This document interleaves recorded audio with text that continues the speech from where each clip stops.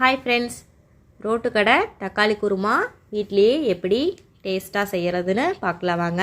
அதுக்கு ஒரு பேனில் 2 டேபிள் ஸ்பூன் போல் எண்ணெய் விட்டுக்கலாம். எண்ணெய் காஞ்சதுக்கப்புறம் கடுகு உளுந்தம் பருப்பு போட்டு பொரிய விட்டுருங்க. ஒரு அரை ஸ்பூன் கடலைப்பருப்பு உள்ளே சேர்த்திக்கலாங்க. சேர்த்திட்டு நல்லா ப்ரௌன் ஆகட்டும். இதில் ஒரு 1/4 டீஸ்பூன் ஜீரகம் சேர்த்திக்கலாம். நல்லா மனம் சூப்பராக இருக்கும். ஃப்ரெஷ்ஷான கருவேப்பிலை 2 இனுக்கு உள்ளே சேர்த்திக்கங்க. சேர்த்திட்டு அது நல்லா பொரிஞ்சதுக்கப்புறம் 2 பெரிய வெங்காயம் சேர்த்திக்கங்க. இந்த சாம்பாருக்கே வெங்காயம் நீங்கள் அதிகமாக போட்டிங்கன்னா நல்லாயிருக்கும். நான் இப்போ 2 பெரிய வெங்காயம் சேர்த்திருக்கேங்க. சேர்த்திட்டு கண்ணாடி பதம் வர வரைக்கும் வதக்கிட்டிங்கன்னா போதும், ரொம்ப வதக்க தேவையில்லை. இந்த ஸ்டேஜில் 1/4 ஸ்பூன் மஞ்சள் தூள், 1 ஸ்பூன் வரமிளகாய் தூள் சேர்த்திக்கங்க. அதையும் எண்ணெயிலே நல்லா வதக்கிடுங்க. நம்மளுக்கு பச்சை ஸ்மெல் வராது. இப்போ இந்த குருமாக்கு ஒரு தேங்காய் பேஸ்ட் ரெடி பண்ணிடலாம். அரை மூடி துருவன தேங்காய், 1 ஸ்பூன் சோம்பு, 3 கிராம்பு, 2லிருந்து 3 சின்ன துண்டு பட்டை, 1 இனுக்கு ஃப்ரெஷ்ஷான கருவேப்பிலை, ஒரு அரை கப் பொட்டுக்கடலை சேர்த்திக்கலாங்க.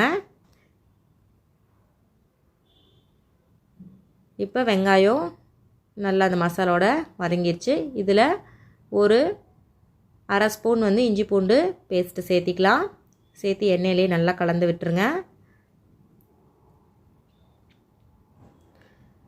இந்த தேங்காய் பேஸ்ட்லேயே ஒரு 2 டேபிள் ஸ்பூன் மட்டும் கடலை மாவு சேர்த்திக்கோங்க. போண்டா பஜ்ஜி சுடுற கடலை மாவு வைப்பாங்களா அதுங்க. அதுக்கப்புறம் இந்த மசாலாவில் 1 ஸ்பூன் மல்லித்தூளும், ஒரு அரை ஸ்பூன் காஷ்மீரி சில்லி பவுடரும் சேர்த்திக்கலாம். இப்போ தேங்காய் பேஸ்ட்டு நல்லா ஃபைனாக அரைச்சாச்சு. அதிலே 2 மீடியம் சைஸ் தக்காளியை போட்டு அரைச்சிக்கலாம் குருமாக்கு. இப்போ நான் குக்கரில் மாற்றிட்டேங்க. ஏன்னா விசில் விட்டு எடுக்கிறதுக்கு ஈஸியாக இருக்கும் அப்படின்னு சொல்லிட்டு மாற்றிட்டேன். நீங்கள் ஃபஸ்ட்டே குக்கர்லேயே தாளித்து வர்றதுனால தாளித்து விட்டுக்கலாம். இப்போ அரைச்ச தேங்காய் பேஸ்ட்டை உள்ளே சேர்த்தி நல்லா கலந்து விட்டுடலாம். ஒரு 2லிருந்து 3 நிமிஷம் நம்ம நல்லா அந்த எண்ணெயிலே வதக்கிக்கலாங்க. உப்பு தேவையான அளவு போட்டுட்டு தேவையான அளவு தண்ணி விட்டுருங்க. கலந்து விட்டுட்டு நம்மளுக்கு கன்சிஸ்டன்சி இந்த அளவுக்கு போதுமானு பார்த்துக்கோங்க. ரொம்ப தண்ணி விட்டுற வேண்டாம், விசில் வரும்போது ஸ்பில் ஆகிடும் நம்மளுக்கு.